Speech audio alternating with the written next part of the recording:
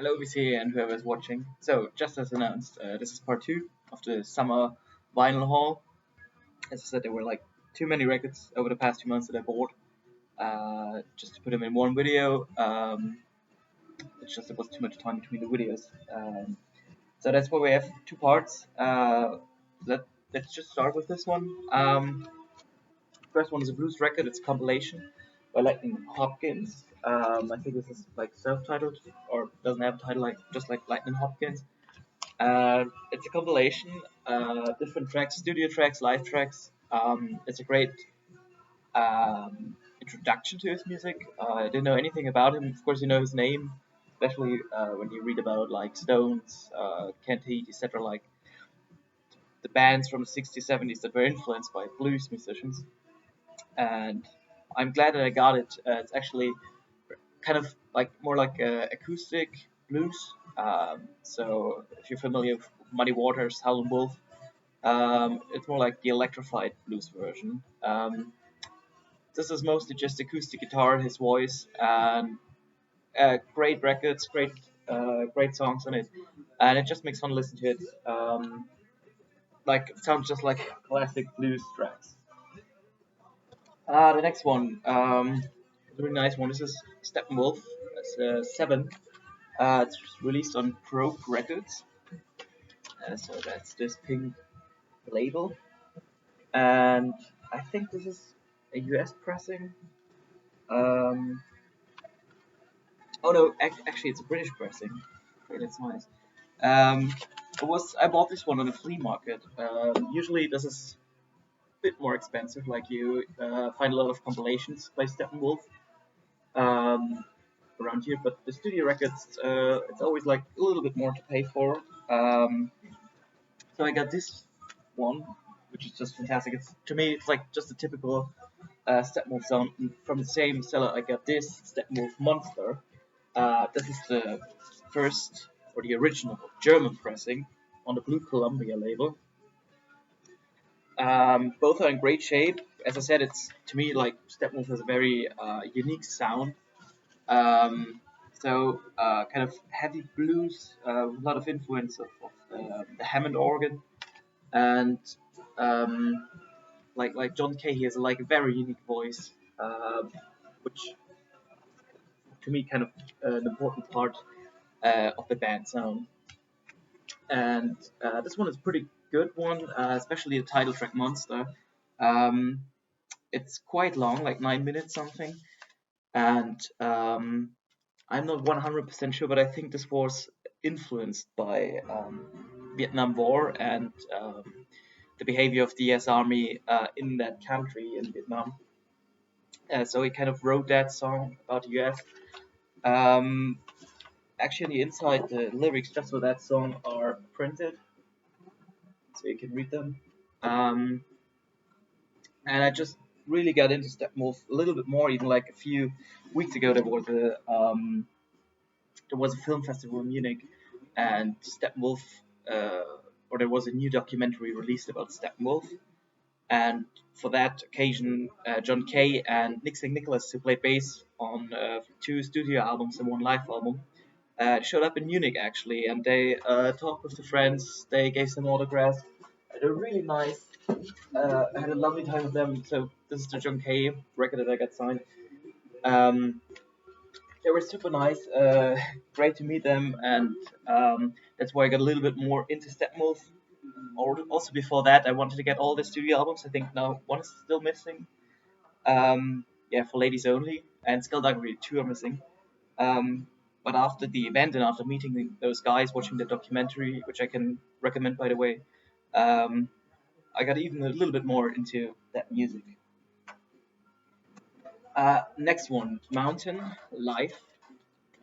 So what to say about Mountain? It's I think it could, to me, it's classic rock. Um, this is on the Pink from Island label from Germany too. Mountain to me is also like a heavy blues rock band, kind of the originators of hard rock, or definitely a band that um, had a special style that you can hear many bands later focused on too or were influenced by. So this is the live album. Um, Actually, of Mountain, I know a lot of tracks, but I don't have. This is the first studio or vinyl record that I have by the band.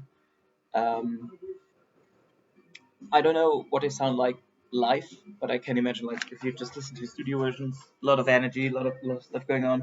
That they uh, give it one more kick when they're performing those songs live. But yet I haven't listened to that one. The next one is a live record as well. This time by Candide. Not a blues rock band. Seems to be the topic in today's video, I guess. This is from Germany too. It's called released on 2001 Metronome label, and yeah, the record live at Topanga Coral. Um, a live record with the classic band lineup. I guess you can say that. Well, there's still Bob Hyde and Alan Wilson in the band. This guy and this guy. He died quite young, I think 70, 71, something like that. And to me, he has like a huge part in the sound um, of Candide. His guitar just sounds unique. His way of playing, just check out the Woodstock gig. The way they perform on the road again, it's just I don't know anything else like that. And to have a live record with your like the classic lineup, um, that's pretty cool. Sound quality is good. Makes fun listening to. Next one was a Blind Boy. This is Al Cooper with his album A Possible Projection of the Future of Childhood's End. Um, it comes in a gatefold cover. Al Cooper, he was a founder of Blood, Sweat and Tears, great guitarist. Um, I think, and yeah, he also played, I think, on Bob Dylan's records, like when Dylan started to get or to be electrified in the mid '60s. He was an important member of the studio band back then, so I think he played organ on like Rolling Stone and tracks like that, and or most tracks on Highway 61 Revisited. So I thought, yeah, why not? This comes on CBS Orange label. Um, it's a great mix of blues, a little bit of funk, a little bit of soul. It's just a great mix up. You can hear definitely Blood, Sweat, and Tears. Um, Also pretty unique. I like the cover art, like the aged Al Cooper. Um, and I don't regret that I bought it. It's a really nice record. Um, and definitely a recommendation. Same with the next one. But this wasn't a plan, but I was looking for that. This is Humble Pie, self-titled. Um, that version is comes on the Golden A&M record label. It was released in the US, and just like most of today's records, I also bought this at a flea market. It was just for records. Um, yeah, what to say about Humble Pie? It's the follow-up band of Small Faces guitarist and singer Steve Marriott. It's let's see, it's this guy, and it's mix also kind of like mountain hard rock, blues rock. Um, this one as well has more or a few psychedelic elements, and it's a great band. I tried to get all the original studio records to like mid '70s, something like that, because they're all good. Like I have 3 or 4 now, and I was never disappointed. It's always like a very nice uh, guitar-oriented blues rock. Yeah, and also Peter Frampton played in the band. Just for the information. The next one is to complete my birds collection. This is farther along. Um, this is, I think, I don't know what's considered to be the classic lineup, but to me, like creatively spoken, this is a great lineup. So you have Clarence White, the guitarist, Skip Aiken as bassist, Gene Parsons as a drummer, and of course Roger McGuinn, singer guitarist. Um, in my eyes, they played pretty good music on that. They stayed on the influence of country rock. So they kind of continued where they started with Sweetheart of the Rodeo. Though Graham Parsons had left the band by this time.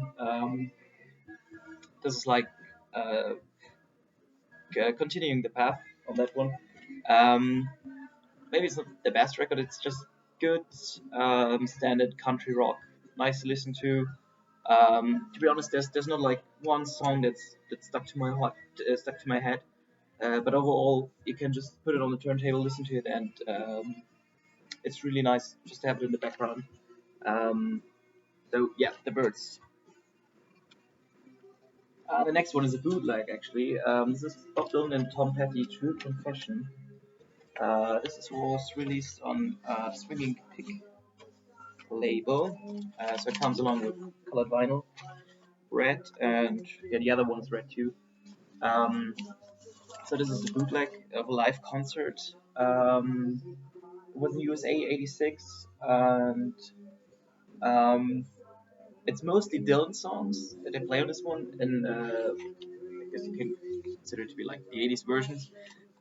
So I think whenever you listen to Dylan in his live shows, there's the songs, the arrangements, the way he performs, they always differ. So it's really interesting to have like one live record from the '80s by him. And though I'm not a big Tom Petty fan, I enjoyed his performance as well, but mostly Dylan's. I just got this record because it was a double offer with the following record. It's also Bob Dylan. This one I was more interested in the first place. So this is called Now Ain't the Time for Your Tears. It also comes on the Swinging Pig label. So you have like marbled vinyl. And this is a performance from the 60s. I think it's 65. So, like, yeah, it was from his UK tour in '65. So you can say 1 year before he got. Well, actually, no, it should be that time when you started to electrify his music. Though this is mostly acoustic performance of songs. So it was just maybe just right before the time, like his famous concert at Newport Festival, when he performed with a band and they called him Judas. So this must be just like in this transition era.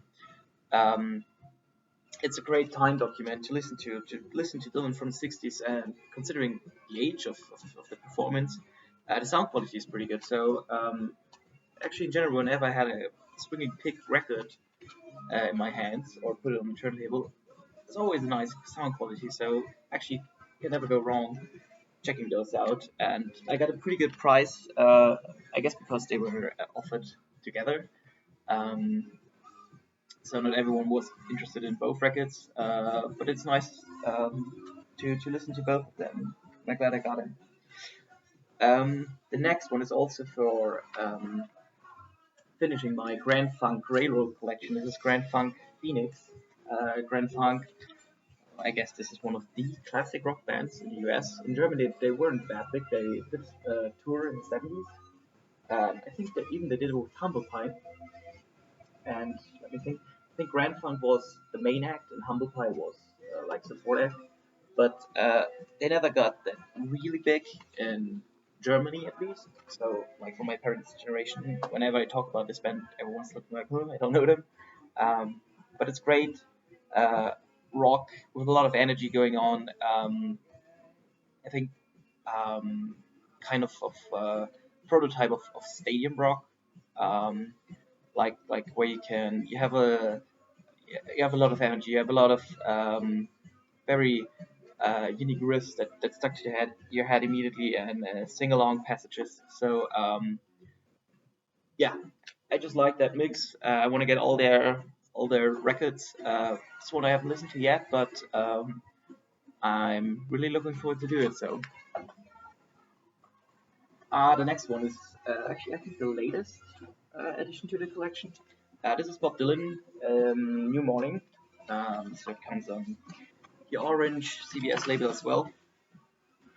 This is a pressing from 1970 from Germany, and it's a special edition. Like in Germany, we had a lot of book book clubs, and stuff like that. So there were club editions where you get special pressing of a record. I don't know whether they changed anything sound wise or whether it was just like a label that said, so this is your special version. But I wanted this record. I wanted it on a orange CBS label. It's in decent shape. It sounds great, and um, it's kind of done in a not in a how should I say it? Um, it's not like the common Dylan, especially when you consider what he has released before. Like before that, he was more into that country rock stuff, like National Skyline, and if you even think earlier, like the folk and folk rock um, part of his career. So this sounds nothing like anything he had released before in my eyes.